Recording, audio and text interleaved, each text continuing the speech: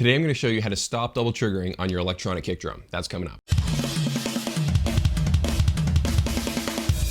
Double triggering is basically when you hit a drum once, but it triggers 2 times. Now the reason why this is a really big problem for electronic kick drums is because if you bury the beater, you're not actually hitting it once. If you look really closely when you're actually burying your beater into your electronic kick drum, you're actually hitting it 2 or 3 times. Your beater bounces off just slightly and then hits again and then hits again. Of course, this is all down to technique. Not everyone tries to murder the kick drum every time they're playing. Some people do hit the kick drum and let the beater release every single time they do that. Now, here's how you can fix the issue inside of your drum module. I've got 3 terms I want you to know: threshold, mask time, and retrigger cancel. Threshold is basically how hard you have to hit the pad with your drumstick or your kick drum pedal before it actually registers a hit. Now it still senses it, but basically your drum module ignores the incoming signal until the spike is high enough. To change the threshold settings on your drum module, you'll have to go over to your main settings menu, then go over to trigger settings, and then you'll see a list of anywhere from 1 to 10 different trigger settings. Because the cheaper drum modules, they'll only let you adjust sensitivity.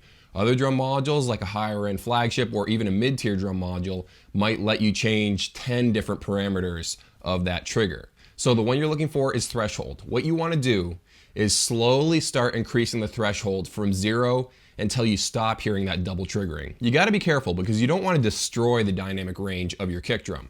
Obviously, you want to be able to play soft hits and hard hits, but you're not going to hit like ghost notes on your kick drum. So if you're having really bad double triggering issues, turn up the threshold past those ghost notes until you hit the minimum amount of force you'll regularly play with. Another tool your drum module might have in its arsenal is called mask time.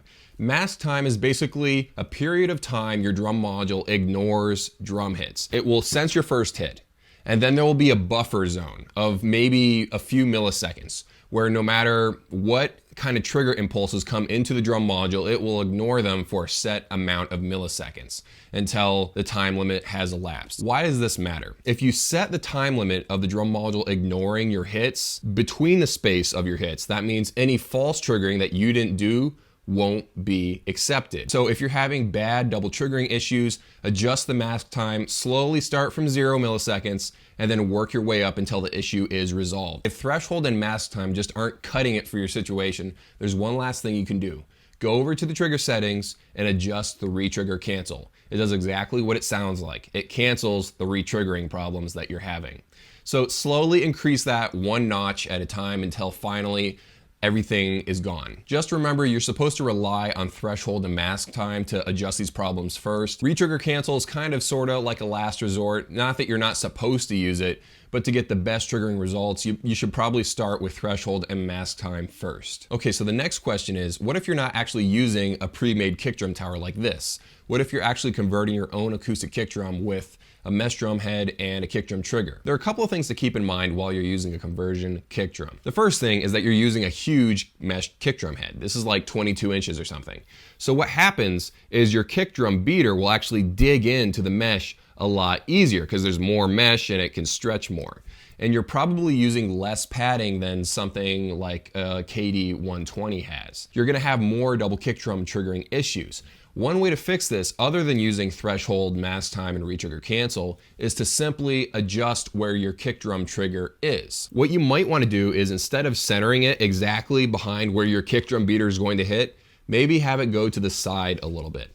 This helps avoid some of these triggering issues. If your kick drum trigger is on a sliding bar mechanism and you can place it pretty much wherever you want, I wouldn't really recommend putting the trigger way off to the side somewhere because it's farther away from the point of impact. So if you've got like a 20-inch mesh drum head and the point of impact is in the exact center, that means you're 10 inches away from the point of impact. I believe you can get better accuracy if you don't go quite to the edge, but you kind of go halfway in between the center and the edge. This is what's worked for me. Obviously, people have been triggering acoustic kick drums far longer than I've been doing it, and they've gotten it to work by putting the sensor all over the kick drum, but this is what I've found has worked best for me. Also, I've been told that if you use a pillow behind your mesh kick drum, it helps with the whole feel of the kick drum, and also that dampens the mesh drum head, so I believe that would help with trigger accuracy as well. One last tip, it's kind of obvious, but I gotta say it. If you really wanna avoid all this trouble with messing around with the settings, you can just adjust your playing technique. So instead of burying the beater, just release after every single hit. Obviously, electronic drums are supposed to serve the drummer, not force you to adjust your own playing technique. So this is not ideal,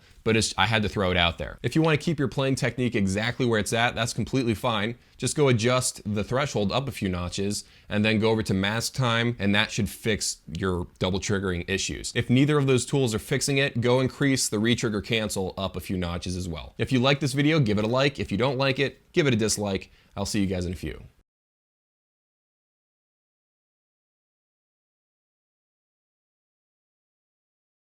I wouldn't really recommend putting the trigger way off into the corner. There's no corner on a mesh drum head.